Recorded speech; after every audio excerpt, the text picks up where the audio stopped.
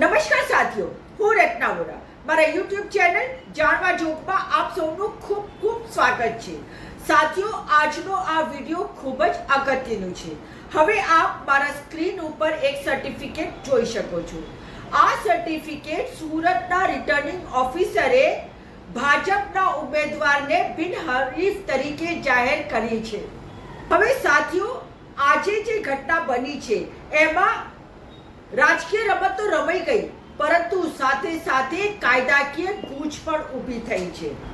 તો સાથીઓ, સુપ્રીમ કોર્ટે 2013માં PUCL વર્સિસ યુનિયન ઓફ ઇન્ડિયાના કેસમાં સ્પષ્ટ ડાયરેક્શન આપ્યા છે ઇલેક્શન કમિશનને કે તમારે નોટાનું પ્રાવધાન કરવાનું છે. નોટા એટલે કે નન ઓફ ધ અબવ.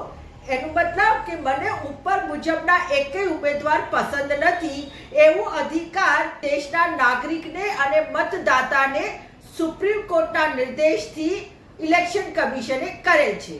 હવે જ્યારે અહીંયા પ્રશ્ન એ ઊભો થાય છે કે નન ઓફ ધ અબવ એટલે કે નોટાનું પ્રાવધાન છે, તો પછી સુરતના રિટર્નિંગ ઓફિસરે કયા આધારે ભાજપના કેન્ડિડેટને બિનહરીફ જાહેર કરી શકે છે? ખરેખર તો સુરતમાં ચૂંટણીની આખી પ્રક્રિયા પૂરી કરવી જ પડે અને ચૂંટણીના દિવસે મતદાન કરાવવું જ પડે અને એની અંદર સુરતના જે મતદાતાઓ છે તેઓ કાં તો ભાજપને વોટ આપે કાં તો નન ઓફ ધ અબવ ઉપર બટન દબાવે.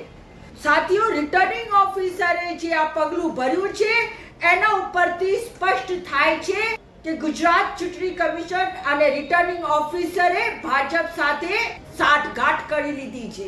આ કેસની લિંક મેં નીચે ડિસ્ક્રિપ્શનમાં પણ મૂકી દીધેલ છે, આપ જોઈ શકો છો. સાથીઓ, કડવું છે પણ સાચું છે.